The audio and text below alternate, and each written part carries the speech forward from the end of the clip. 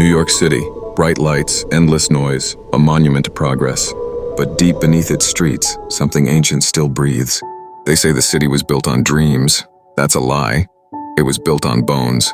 Before the towers rose, before the skyline had its shine, there was another city, hidden, older, hungrier. Its buildings were not constructed, they were summoned. The architects of the 1800s weren't just designers, they were cultists. Each structure they raised was an offering to something that demanded worship through creation. They called it the Foundation God. When they built the old Penn Station, the air trembled for weeks. Workers vanished. Blueprints changed overnight.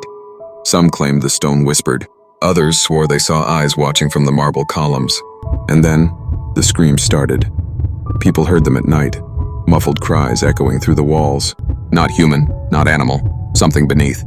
The city ignored it. Progress never stops. They sealed the foundations and kept building higher, burying the old world deeper. But you can't bury a god, you can only feed it. In 1963, when demolition crews tore down Penn Station, they found a door, a single iron door locked from the inside. They cut it open. What they found wasn't a room, it was a hallway, endless, breathing. The walls pulsed like veins, and carved into the stone were faces, hundreds of them, mouths open in eternal scream. The foreman went missing that night.